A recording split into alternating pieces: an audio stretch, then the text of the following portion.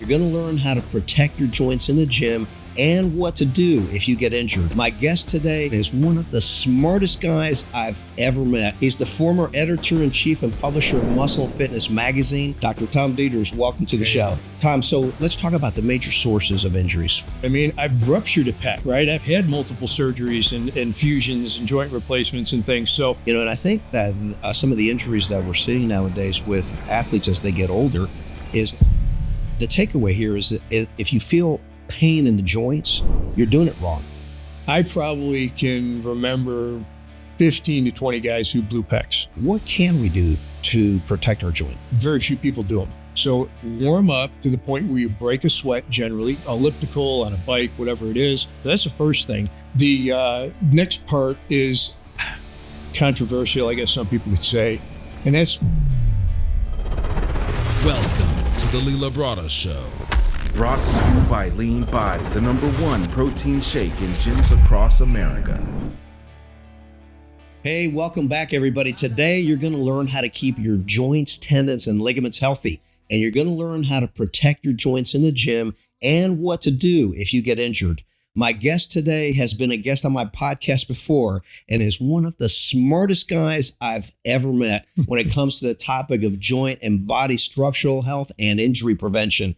He's the former editor-in-chief and publisher of Muscle and Fitness magazine and Men's Fitness magazines. He was director of education for the Muscle and Fitness camps and is a doctor of chiropractic. He has been a successful CEO throughout his career and is highly sought after as a consultant. And he's a lifelong athlete, just like me, former state collegiate powerlifting champion, and holds a black belt in Brazilian Jiu-jitsu.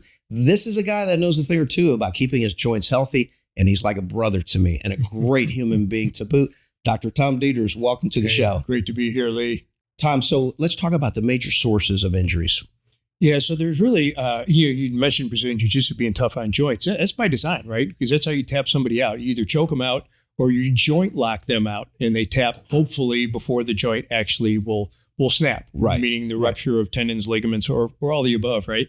But injuries and joint injuries, and let's talk about a joint first, just a real quick anatomy lesson, right? So let's talk about everything surrounding that joint, because a joint is where two bony surfaces meet. They're covered with joint cartilage to make them smooth, right? And lubricious, if you will. And then they're held together by ligaments. Ligaments, by definition, connect bone to bone. And then also tendons. Tendons, by definition, attach a muscle to the bone. So all that stuff kind of makes up the joint complex. And there's two major injury pathways, just to keep it simple. One is the event or acute injury, which is you do something, you're water skiing and you twist and the rope pulls your arm and you rupture a pec because you got yanked so hard by the ski rope. But more importantly and more frequently, and what we can do to help prevent, is the cumulative microtrauma, which is the damage, the micro tears that happen, almost every workout through our daily activities. And that's what we try to stay ahead of if we can. Yeah, those are those kind of things that you see, especially in lifelong athletes like us. Over a period of time, you get that cumulative microtrauma, as you call it, right. And then one good day, something gives out, like an acute injury. And then you have a rupture. Or, a rupture, or just the wear and tear over time, right. And it starts to, it starts to hurt. So you said that the three major types of tissue. Okay, there's muscle, there's tendons, there's ligaments, right. and then there's the joint cartilage itself. When people, you hear about osteoarthritis or degenerative arthritis, people say, oh, I'm bone on bone. Well, that means you've worn off that thin layer of joint cartilage, which helps the bone smoothly articulate with the other bone on the other side of the joint, right? So depending upon what is injured and where the microtrauma has occurred, that's going to determine, how catastrophic the injury could be, number one, and more importantly, how fast we can recover from it, heal from it, or what type of surgical intervention can help. And I've made, some of the things I'm talking about today, I mean sincerely from my heart, because I've done it wrong. You know what I mean? I've ruptured a pec, right? I've had multiple surgeries and fusions and joint replacements and things. So, we don't start injuring our joints usually when we're 50 and 60. We start much earlier on by not taking care of them and not preventing injury in those connective tissues again being tendons and ligaments, of course. So there's a number of things we can do to help in that area. Yeah. Speaking to your point, I always made it a point to work around joint pain. Mm-hmm. When I was competing as a competitive bodybuilder in my Mr. Olympia days, if there was an exercise where I felt acute pain in the joint, I didn't do it. Yeah. And I don't care how traditional the exercise was, I would find a different exercise and work around it. And I think that some of the injuries that we're seeing nowadays with athletes as they get older is that accumulation of having, quote unquote, pushed through the pain, but pushed through the wrong kind of pain. Yeah. So I think the takeaway here is that if you feel pain in the joints, you're doing it wrong. You need to do a different exercise, or you just need to get away from that exercise altogether. Or where you need to recover. Yeah. Right. You do have an injury there, or you do have an inflammatory response there. And that, inflammation's kind of this double-edged sword. Number one, the inflammatory response is the foundation of healing. So we need an inflammatory response when we get injured, right? Mm-hmm. I'll give an example. You inversion sprain of an ankle. You step off a curb, you roll your ankle, blows up like a balloon, right? Right. That inflammatory response is going to cause the infiltration of a whole bunch of cell types and things that are going to help heal that torn ligament in the ankle. Okay. Right. However, when inflammation goes on too much or too long, chronic inflammation is a terrible thing. We know because it's systemic. So if we have inflammation that's caused from a joint, well, it's also inflaming our coronary arteries, increasing the incidence of plaquing, right? Not a good thing. So we want to control inflammation. And nowadays, if you look at, for example, football, right? Back in the 70s, when I was playing, oh my gosh, you rolled an ankle, you're out for 6 weeks, right? Nowadays, as soon as that injury occurs, they put on a horseshoe donut, they put on compression, they control it with immediate isolating, pulsed ultrasound, laser, all these things which control the inflammatory response, and the athletes recover quickly. Why? Because an ankle sprain, when you tear the ligament, you have that immediate insult to the tissue that's injured. When you get a big inflammatory response, now you've cut off the blood supply to that tissue, and now you're killing more and more tissue. That's called secondary injury, by the way, right? Right. Above and beyond what was injured in the first place. So we want to control that inflammatory response, right? And when you talk about joint pain, a lot of it's associated inflammation. Why do you have the inflammation? Do you have ligaments that have been exposed to microtrauma, or tendons? Take some time off, change the intensity. There's a lot of different ways to train, around using heavy weights, either with, time under tension, longer duration movements, mid-range contractions. We'll talk about some of those things in a little bit. Okay. But you got to listen to your body. Otherwise, there's going to be a price to be paid. 100%. Yep. So, which brings me to this point. What can we do to protect our joints? Sure. And I'm going to list these things, and people know them, but very few people do them, right? And it is kind of the old thing, everybody wants to go to heaven, but nobody wants to die. They all want the great results, but nobody, but nobody wants to do what's necessary a lot of times. And the first thing is we really need to warm up. But when I say warm up, that means increasing core temperature, increasing the peripheral circulation to the muscles, to the joints, et cetera. Get your body prepared to go under the stress of training. Most people don't do that, or they don't do it adequately. The next thing that they may not do correctly is when they warm up, it's kind of like their mind's not there. They're kind of like, yeah, okay, I just got to warm up. They're doing movements that are too fast. They're not engaging their mind. And training is a highly neuromuscular event, right? Which is, you go back even, back in the 70s, you listen to some of the things that even Arnold said on Pumping Iron about how mentally tuned he was, right, to what was going on with every single range of motion, every contraction. And that's what you need, not only to get results, but also to be safe, right? So warm up to the point where you break a sweat. Generally, you can do that on a elliptical, on a bike, whatever it is. And then start doing some motions that are pertinent to the body parts you're training that day. So that's the first thing to do, is warm up, do controlled movements, avoid end ranges when you warm up, right? So that deep stretch you don't want to go for right away until you are warmed up. Until you're warmed up. That's right. That's right. The next part is controversial, I guess some people could say, and that's make safe exercise choices. Okay.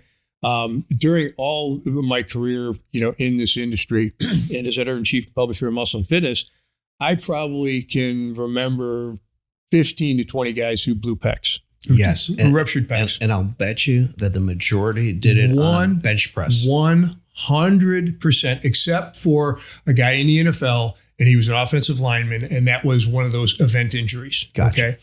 Okay. So flat bench press is bad juju. Of course, I didn't flat bench press for 20 years, and my son decides he wants to do a powerlifting cycle. So I'm trying to demonstrate some technique stuff to him. Right. And, throw, and everything's just like, oh, let's try this out. I haven't done this in a long time. Okay, well, this feels okay. This feels light, whatever. Get to 300, 315, first rep. Oh, my goodness. Pow, snap. Just you like could hear that. it from across the room, right? Wow. So I'm an idiot. And you're going, I'm an you idiot. knew right away what happened, Yeah, didn't you? 100%. Yeah, and the bar crashing down on me. And he's spotting me trying to pick the bar up. So my point is that the flat bench press, I think the kind of the return on investment is you got to be careful with that. It right? really Even is. if you do the lift mechanics properly, it's just a tough situation. If you look at the anatomy of the shoulder joint, how the rotator cuff kicks in, how the pec major and minor kick in, all the stabilizers. So that's a first one. I would before you go on to the next one, I got to ask you one quick question about the bench press. Does the same apply to a machine bench press?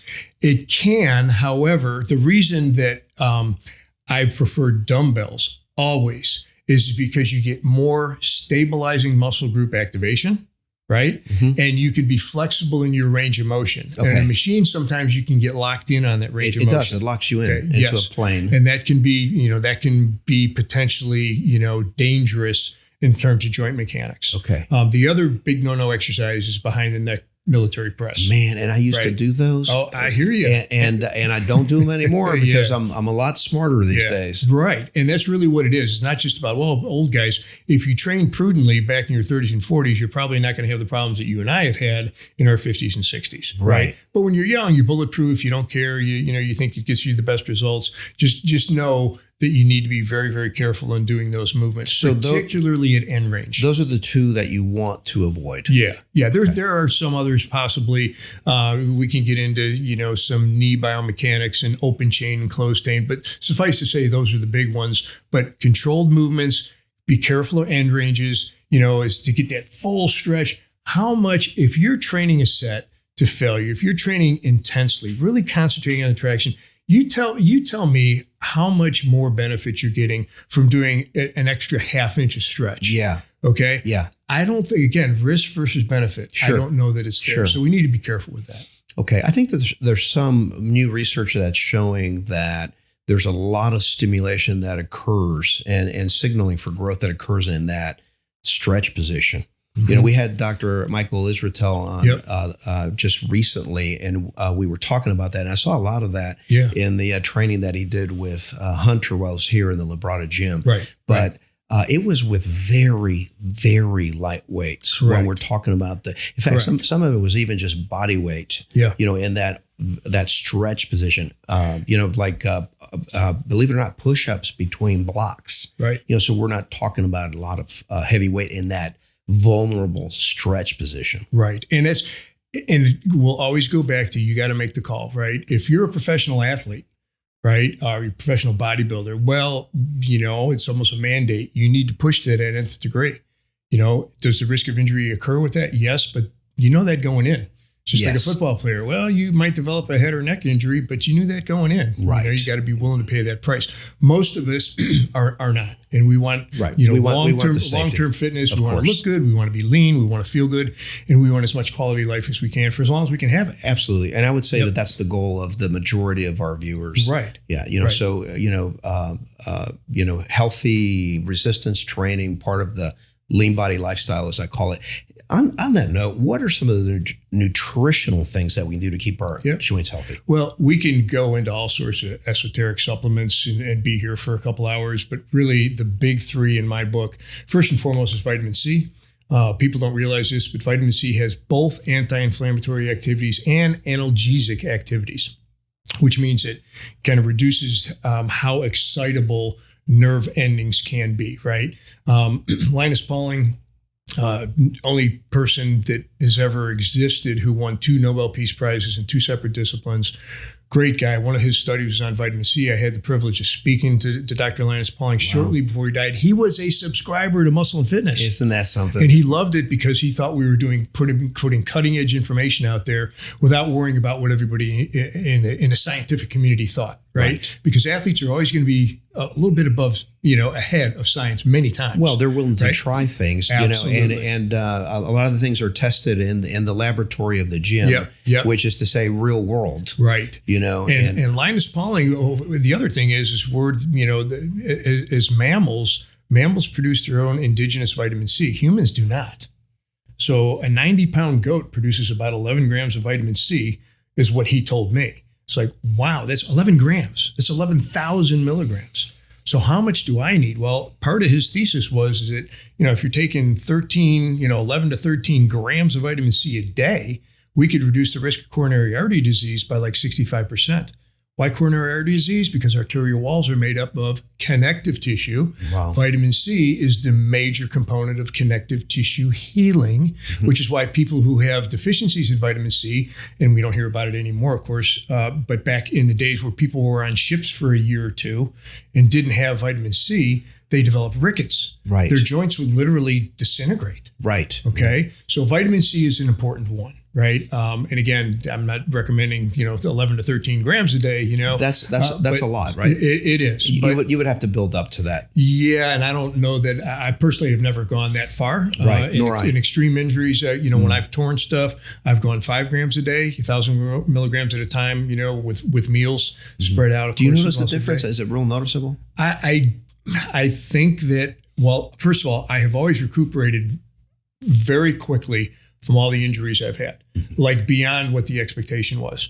And I don't have great genes. I'm not anything special. I just think that I've been very careful with my supplementation for decades. Right.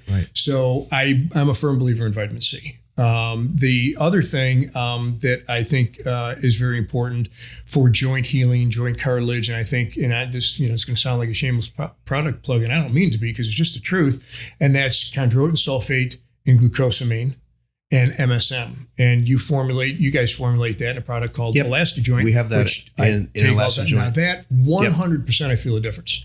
If I go a week, if I'm on a trip or whatever, and I'm gone for a week and I miss that stuff, my knees are more sore, my one non-replaced hip is more sore.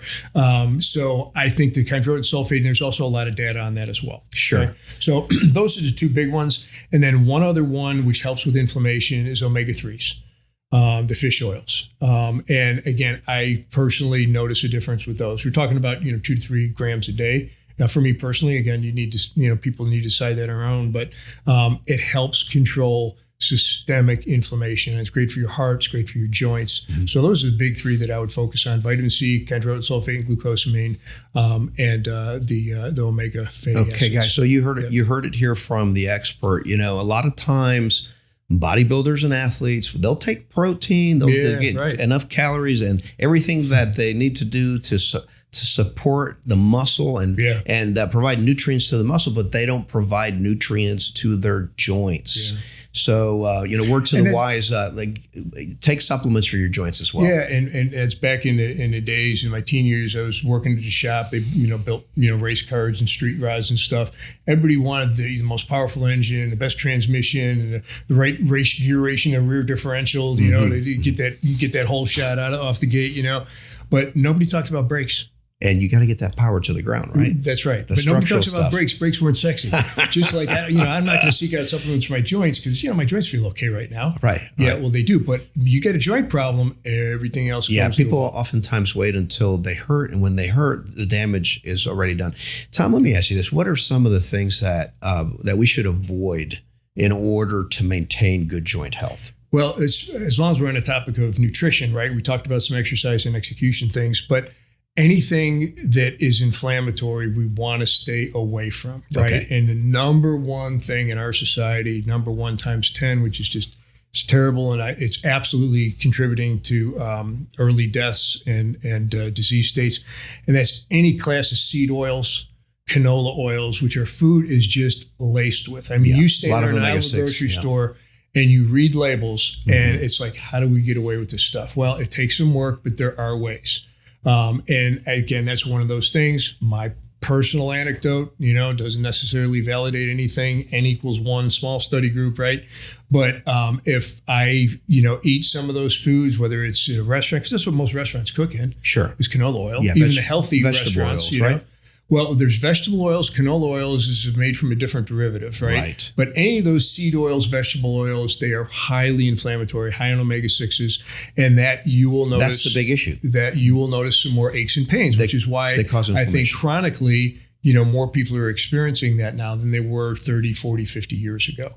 So I would absolutely avoid those things nutritionally. Yeah. So let me ask you this. What are some of the things that we can do to aid recovery? Nobody talks about recovery for the joints. They talk about recovery for the muscles. Yeah. But what can we do to aid the recovery of our joints and keep them healthy? I think they're linked in some ways. But first and foremost is avoid that overtraining. First of all, train properly, warm up properly. Don't do ballistic movements, right? So if you hold your hand out, right? And I have a 5-pound plate here. Yes. Okay. And I place this plate in your hand. Lee, how much did that feel like to you? You'd be like, 5 pounds, right? What if you put your hands out and I take that same 5-pound plate and I lift it up 2 feet and I drop it? Right. That's going to feel like a lot more. It's going to feel like a lot You got that whole negative Sure. 9.8 meters per second squared inertia gravity thing. That's right. And holy cow, that's what so many people are doing in movements in the gym. So if you're bench and pressing 200 pounds, but your rate of descent is too fast, and then you have to stop and reverse that. Now you're overcoming the inertia of the bar, right? And the inertia of the 200 pounds plus the 200 pounds itself. That's right. It becomes a lot more. The load becomes exponentially more. Correct. So we want to be careful with that. And we talked about those factors, but overtraining is bad all the way around. It's bad for your nervous system. It's bad for your cortisol levels. Your stress hormone goes up, your resting pulse goes up, your blood pressure goes up. All these bad things happen when the bodies are overstressed from overtraining. Okay. Same thing with overtraining can now not allow adequate time for the joints and the microtrauma, which we unavoidably are exposed to in the gym. It's part of the training process. We can't heal it properly. Right? So we end up with more scar tissue maybe than we should. And then that leads us down the line cumulatively to a piece of tissue that doesn't have the tensile capacity or the elastic properties. And then you end up with a tear or an injury or something like that. Okay. So that's the first thing. Don't overtrain. Right. And you kind of got to listen to your body on that. So that's first. Second, basic sleep. That's one of the most anabolic things we can possibly do. We need quality and quantity of sleep. We need REM sleep. We need, deep sleep. We need to go through all those cycles throughout the night. So not just rest, but sleep is critically important.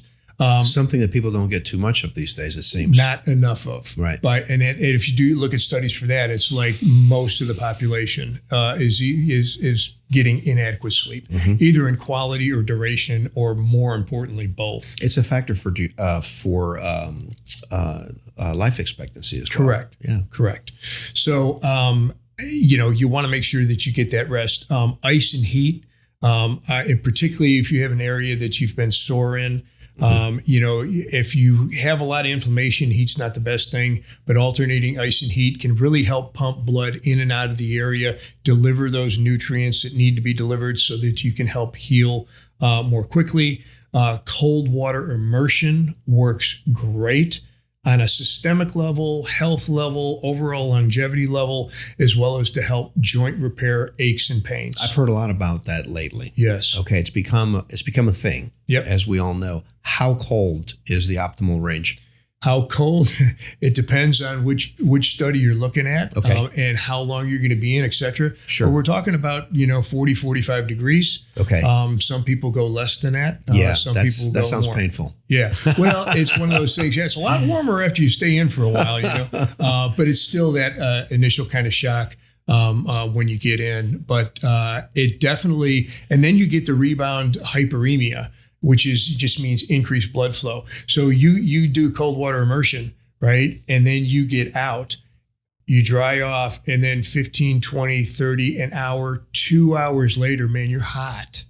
Because your body still is doing the rebound warming thing. Interesting. That's a metabolic increase. It makes you leaner. And we did an extensive article on this along with some of the military research back in, I think it was 93 or 94, about cold water immersion training, just as a modality to reduce subcutaneous body fat or white body fat. And it was more effective than any other modality out there. Interesting. So if you got a choice to be doing cardio or cold water immersion just to lose, body fat and increase your metabolic rate, your resting metabolic rate, so you're burning more calories like right now when we're sitting here, versus when we hadn't, cold water immersion has a lot to offer.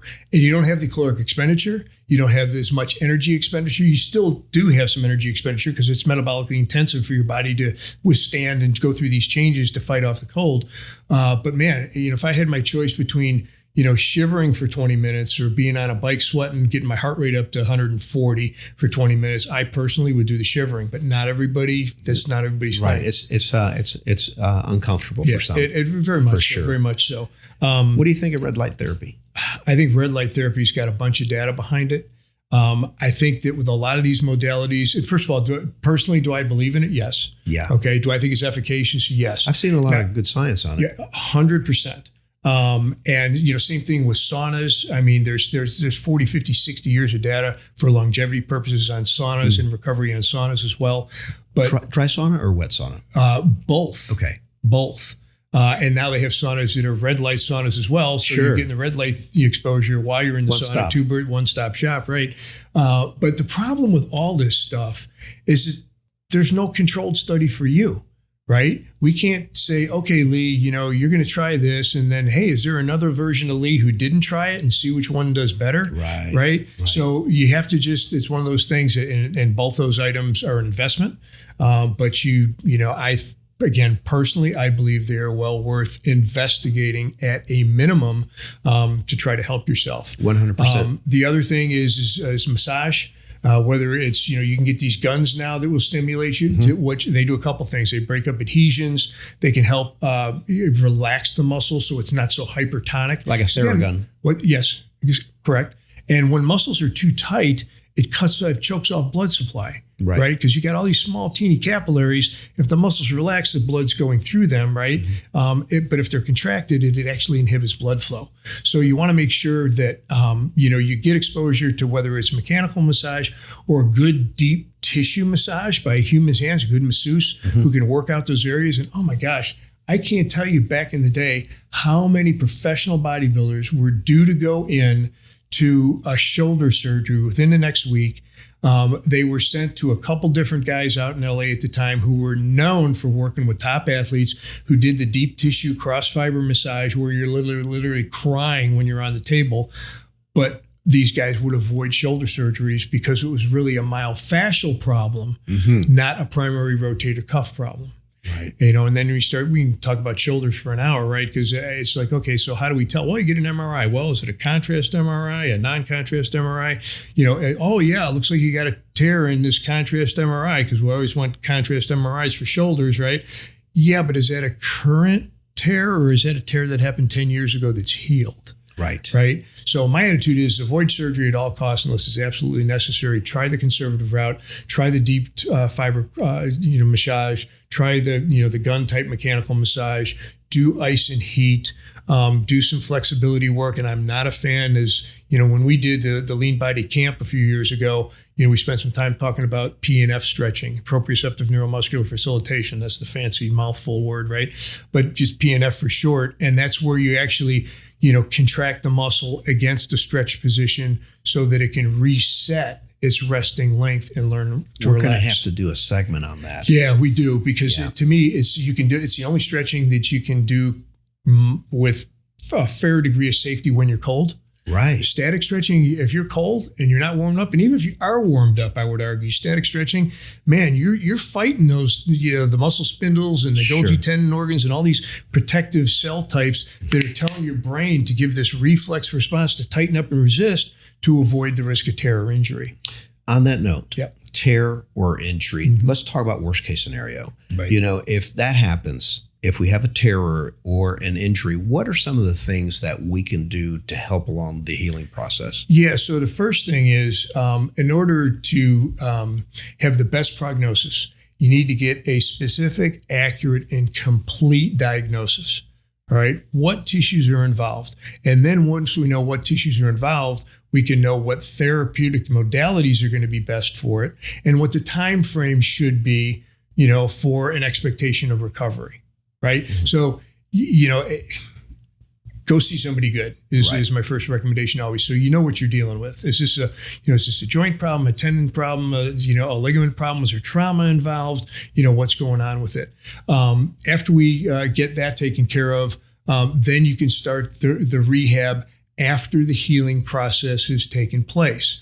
Now, and there's data to support this as well. For example, when I had my pec surgery, ruptured the pec, had that, wired on with titanium and that whole drill. Well, I was in a sling for a long time, but I was still doing cardio. In fact, more intense cardio than I had been doing before, because I wanted the increase in systemic blood flow. I wanted to be able to increase my rate of healing, right? And then, laser is excellent. I'm a strong believer in acupuncture to control inflammation and healing, not just for pain reduction, and, get treated appropriately, as well as, having the correct nutritional supplementation. What do you think of like ultrasound? So ultrasound is, I think, a fantastic modality. There's different types. There's a continuous ultrasound and pulse ultrasound. And there's going to be people listening to the audience and say, well, there's more than that. I'm trying to keep it simple here. So two types, continuous and pulse. And what it does is it puts a sound wave in. It causes micro vibrations in the cells, right, which cause a physiological response and can increase circulation, decrease inflammation, increase healing, all that. The challenge is that when you have inflammation present, continuous ultrasound can actually make the inflammation worse. So you want to go with a pulsed ultrasound. Okay. And by the way, you can't go out and buy an ultrasound machine unless you're a licensed, healthcare provider, et cetera, which is a good thing because you can damage yourself. I've heard that with ultrasound, because the continuous ultrasound will generate heat. For example, I've got screws and bolts in my body. And so let's say I got low back pain and I go in and somebody does a continuous ultrasound on my low back. And I don't, and they don't see the scars, or they don't, that I got, rods and pins and bolts and screws. They can heat those things and all up? that. It can heat it up and kill the adjoining bone. And now we've got a catastrophic situation. Wow. So again, this is a horror story, right? But ultrasound is a great modality. In the hands of somebody that knows what to do. Absolutely. Yeah. And licensed physiotherapist, chiropractor, orthopedist, whoever it is. And I'm a strong believer in laser. Which, as long as you're wearing protective eyewear and things like that, it doesn't have those same kind of downside risks associated with it. Okay. Interferential is a great modality. That's a specific type of electrical current that can go through a joint, even one that has mechanical appliances in it, and help increase healing as well. Okay. Now, Tom, let me just ask you this before we go today. Are there any other points that you would like to cover with our viewers? No, I think that it's so important to try to, like all health issues, right? Take care of yourself early on. Don't wait till it's broke, because a lot of times, you can't put the toothpaste back in the tube, right? Sure. I mean, and the analogy, is the coronary artery disease. You don't get that when you're 50 and 60. You start getting it when you're 18, 19, 20. It's amazing. It just accumulates. It's this cumulative degenerative processes. The body has an amazing capacity to heal and replenish itself if we give it the proper nutrients, if we give it the proper rest, if we take care of ourselves. Resistance training, bar none. I just came from an American Academy of Anti-Aging Medicine conference. It was just an amazing symposium and all these presentations of research and findings. And oh my gosh, I mean, Joe Weider, who, was the guy who mentored me through most of my professional career, he has been a proponent of the health value of resistance training going back into the 1930s and 40s, right? And I know that, even before he passed, he knew that science was validating everything that he had dedicated his life to, because resistance training can help you overcome disease processes. It can help you with cognitive function. I mean, it is a fix a real fix now, okay, for so many things. It's unbelievable. So to do that is my point. we have to protect our ability to do the resistance training. Joints. Right? So we need to protect our joints. Yeah, right? I love that. And I know that sounds like I'm nagging, or it's just like, oh yeah, this guy, I'm just telling you, man, as somebody who's been young and dumb and done a lot of things wrong and paid the price for it, it's easier to stay healthy in the first place. It really is. 100%, 100%. And speaking to your point about resistance training and muscle is now one of the primary factors in anti-aging. Yeah, it's a key biomarker. If you want to know someone's life expectancy, it's not just about what's your BMI, your body mass index, which is a terrible measurement anyway. It's so crude. But it's a real good indicator of how disease resistant you are going to be. Because if we have this massive protein reservoir of lean body mass, we can hold our own against disease processes much better than someone who doesn't have that. I have a great friend, one of my closest friends, Dr. Brett Osborne. He's a trauma neurosurgeon. And he'll get, called in the middle of the night. Somebody's got a head injury, motorcycle accident, whatever it is. And one of the first things he does, rushing into the OR, lift up the sheet, see what he's dealing with, right? Just to see what kind of shape this individual is in, which will directly impact their potential of their prognosis. Wow. Right. So it's so important. Survivability. Your survivability, 100%. It also makes you more insulin resistant. Sure. It's a sink for blood sugar, which is good. That's right. Right. And there's so many positive effects. Cognitive function. It's so important. You think, well, what's that got to do with cognitive? It has to do with neurotransmitter production and balance. And again, there's so much science behind this. It's not just, my opinion. I'm just reporting what's out there. Tom, if you'll recall, in our first podcast together, we covered insulin resistance and how important muscle is to that. So I would encourage you guys to check it out. Yeah. Tom, man, this is great information. Awesome. Thanks. Yeah. Yeah. I really appreciate I just hope it helps somebody or maybe give somebody a little motivation to kind of look at things a little bit differently. Again, I'm not about, my way or I just hope that people take care of themselves. That's all. Yeah. We're here to help everybody. 100%. I appreciate you, brother. All right, thanks, man. And guys, help us to grow the Lee Labrada Show by sharing this podcast with just one other person. If you got value out of it, would you do it now? And be sure to hit the subscribe button and leave your comments and feedback below. All right, you guys, stay motivated, get up and look up. God bless you. The Lee Labrada Show.